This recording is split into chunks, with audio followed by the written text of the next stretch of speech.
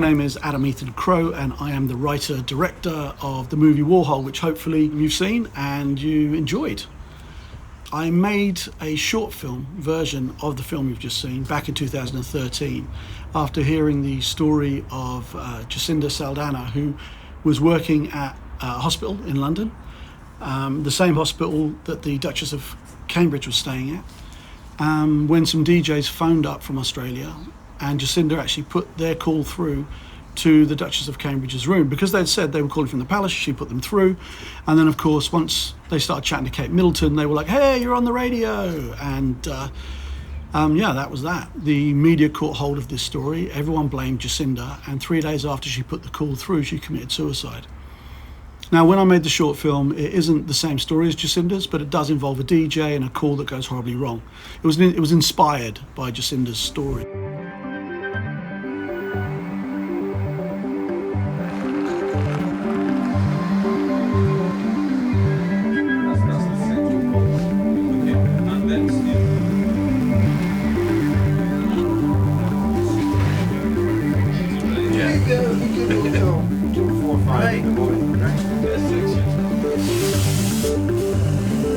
Okay, settle for a rehearsal and action! Adam and I have known one another for 10 years, and we met because my agent handed me a script for a short film and said, this guy wants you to do his movie. He said he's written this with you in mind. And I went, huh, okay. And I thought, this is 10 years ago, that short films were pretty much vanity projects. So that was the way an actor got to be a director or a writer if he fancied that for himself. And I read this, and you know, my character Dave was sort of on every other page, and he was like, you know, a lot of stuff he had to do. And I was going, huh. And then at the end there's this 3-page monologue, and I went, okay, yeah, I'll do it, because you know, if you know me, you know I love the sound of my own voice. And I just thought that the monologue was something that it anchored the whole movie. It presented the flip side to what the character was doing. It gave a balance to what he had done before. And it sort of paid in kind for every evil thing he did in the previous sort of 15 minutes. And when Adam said, you know, I've been working on a full-length feature of it, I said, I'm in. I figured it was a skit. He's the new guy, right? Maybe some theater major messing with me. Adam and Shelley very kindly came to me with this project, the traditional way. And when I first read it, I was scared. I was really, really scared. And I was scared because it was sort of touching on things that I think are really important, but tricky. And then I spoke to Adam, and filming was starting very, very soon. Could I jump on? And I just got very, very excited. That sort of fear turned into excitement, and it's all down to Adam, really. The shot, we're trying to set it up. You're all in the shot. Looking this way, that's Dave. Emily. No, I'll leave that to get. You know, okay.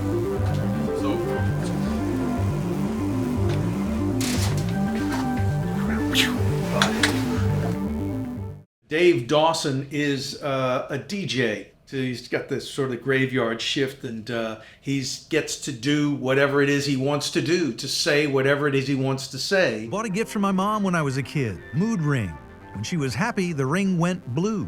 When she was unhappy, the ring went right upside my head. My character Jack Rataran is I would say passionate, but somewhat long-suffering station manager.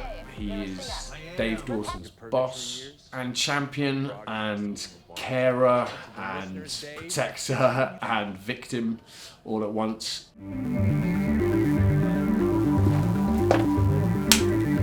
Just let me give you a shot. Oops. Fucking oops. It's kind of like expecting a bear not to attack you because you didn't attack the bear. Cut! Yeah. I'm very excited to see Warhol. I genuinely am. For this particular project, I'm very excited because I'm fascinated to see how it comes together. Very excited about seeing Stuart White's photography and how Adam's pulled the whole thing together. I can't wait.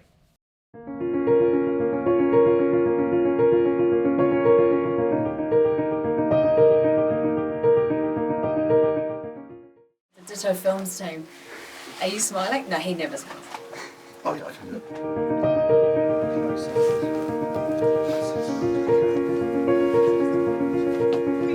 If we do one with just Ketty and Corey. You get sent a lot of scripts as an actor, and not all of them are something that you're instantly drawn to, but this was one that I really liked straight away. So my character is Marla, and she is the producer of the radio station. I actually really like this character. She is kind of a woman in a man's world, and there is a lot of clashing personalities going on around her, so she's got to be the one that kind of keeps the calm and keeps things moving forward, but in order to do that in this environment she's got to be a little bit ballsy and tough, so that was really fun to play with.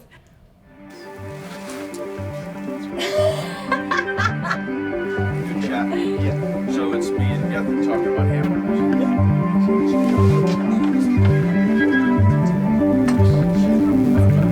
Working with Adam and Shelley is always lovely, as you feel like you're basically working with your family. Do you know this? Do you know this, man? As any great director does, Adam wanted to keep it sort of as authentic as possible. We record one of the major events when the DJ hears something he shouldn't online. We recorded that as you might record an old radio play, and by that I mean we took the studio next door, we brought in people to create live Foley, like there's the sound of cops breaking in the door. Well, we actually had 2 actors in there breaking bits of wood, so it sounded in the moment like people were smashing through a door. We had actors as well in the room hitting a punch bag, so it sounded like someone was being beaten up. All these little bits and pieces. There's more to it than that, but we recorded that live and piped it into Corey, who plays the DJ, as it was happening. So when you see Corey reacting to what he's hearing over the telephone being piped in, that was his real reaction. Okay.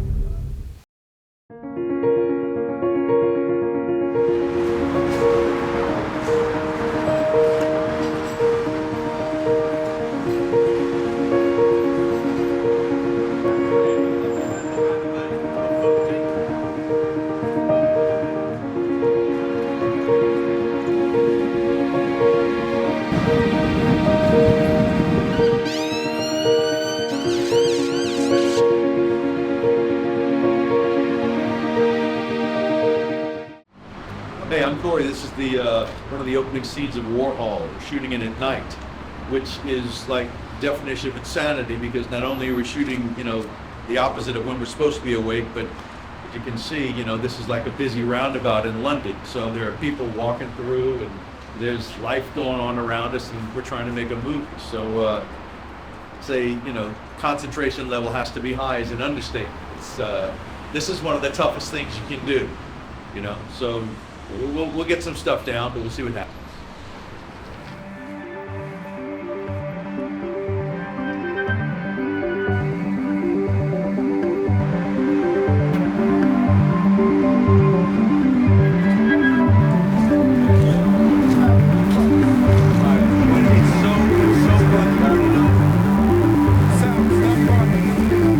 My character is like a Buddha under the bridge, the bum with the wise words, and I think he fits into it because he appeals to the youth directly.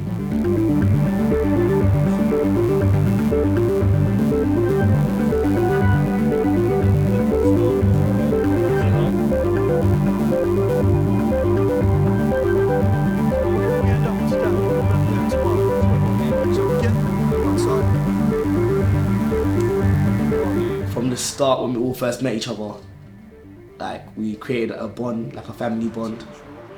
So when it came to being on set, everyone was just comfortable with each other and just felt like a family. So production ran very, very smoothly, and people just got along very well. We shot the film on a micro budget in 11 days, so we had no money and no time. And we were shooting at -4 on occasion. On this one occasion, we're outside, we're under a bridge, and to keep Kashif warm, we sat him on a hot water bottle. Now, Halfway through the evening, the hot water bottle burst, and Kashif ended up sitting in a puddle of cold water for about an hour because he realised, we had no resources, we had no time, we had to get it in the can, and that showed what kind of a trooper he really was. That water bottle burst open, and so I was sitting on a load of puddle, cold puddle. So happy. You need the hands on deck to help get everything out here. So that was our first night shoot. It's now coming up for 1 o'clock. We'll probably spend another hour and a half breaking down all the kit. It's probably -2, but we had some incredible scenes play out, amazing actors. We've got another couple of, I think another 5 night shoots.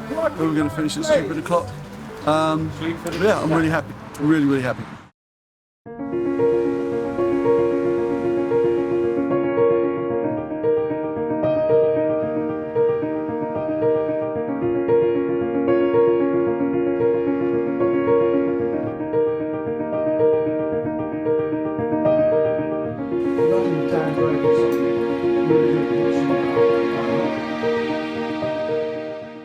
We have a scene in our film where we're on a rooftop, 2 of our characters are on a rooftop overlooking Tower Bridge. Now, we'd booked this weeks in advance, and when we turned up, we had no idea it was going to be one of the coldest nights of the year. As such, the rooftop was frozen. And the security people, the safety people said, look, we can let you out on the rooftop for exactly 60 minutes. So we were like, okay, let's do it. And we managed to pull it off. We literally, our foot stepped on this frozen platform. We went out, we cleared the snow, we set up. Our DP Stu was amazing. His crew were amazing. Our actors were incredible. They dashed out there. We managed to get 2 takes of each shot. And as the last foot left and the door fell shut, it was 59 minutes. I was fortunate enough to work on 2 of the location bases, and seeing how the team pulled together was nothing short of miraculous. I had already acted in one of Ditto Films' first feature films, Lair, which is a horror, and it was an incredible experience working with the team. They're so dynamic, they're so wonderful, they're so innovative. So when I saw the script from Warhol, I was really excited. I was already chomping at the bit to work with them again, and this script was something that you don't often see on the big screen. It's controversial, it's raw, it's full of complicated people living difficult lives. There are no heroes and there are no villains in this piece.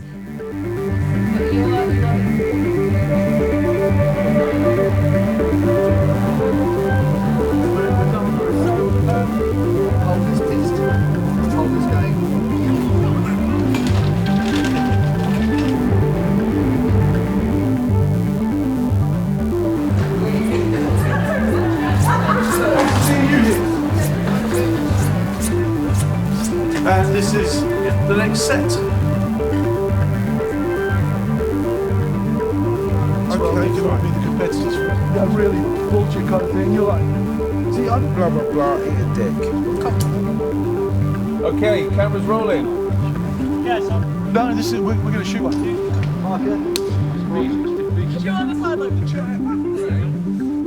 What attracted me to the project was the fact that it's like a family production. Like, it felt quite natural, felt quite relaxed. Everyone was quite a tight unit. Everyone knew each other as well, so quite comfortable. It was really comfortable to be in. So I knew it was going to be an easy fit-in. Action! He's an entertainer, baby. You have a beautiful voice, but don't use it here.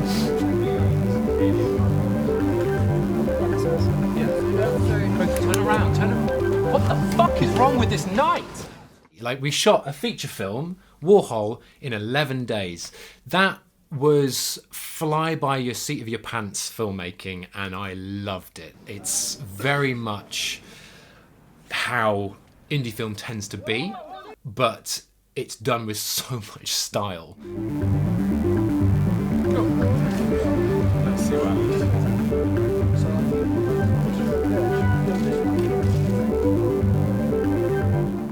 Oh my goodness. I think the most challenging bit for me was the fact that I think we shot it in like winter and it was freezing. We had -4, 5, 6, I think. It was freezing. The most coldest day of the year. When we were shooting, it was -4. It was like -3 degrees.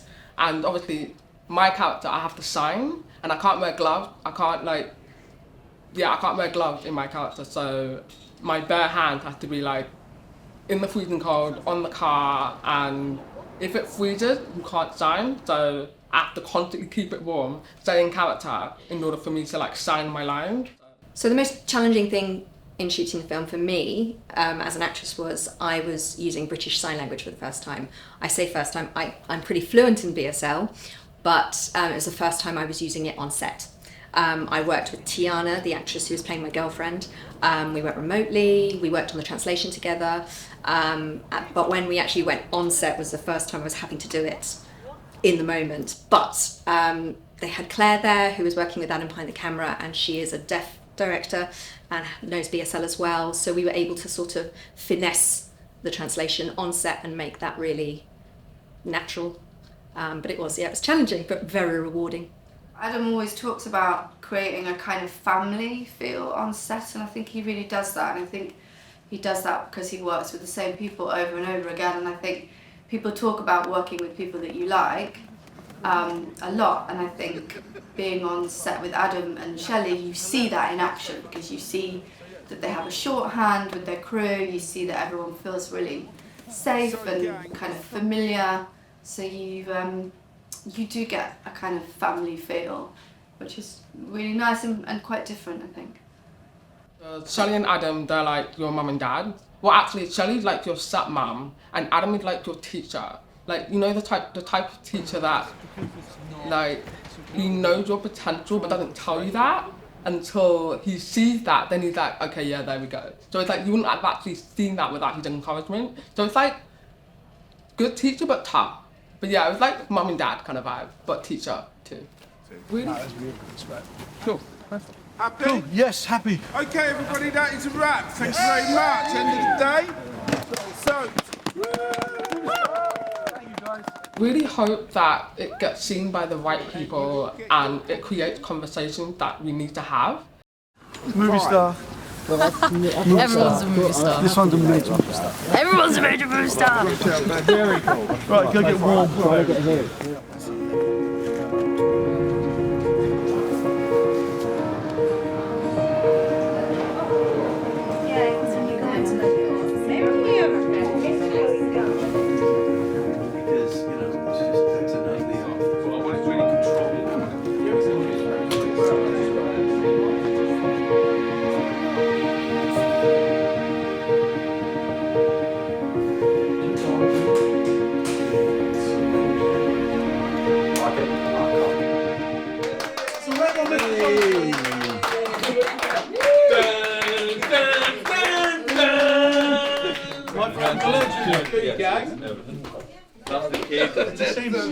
Back of the van. So okay, let's go and do the final shot. So that was, that is a wrap on Warhol, a movie we shot in 11 days. And I got to say, it's some of the best footage I've ever shot. It's some of the most amazing crew I've ever worked with, and some of the most amazing actors I have had the privilege to work with. We are now going to go into post-production, so we've got maybe 2 months of that. And then hopefully we're going to start taking it to festivals and take it out into the world, and people are going to enjoy it. That's the plan. Tonight, though, I'm going to enjoy my present from Corey, have a glass of this. Thanks for coming on the journey with us, and we'll see you on the next one. I'm Adam.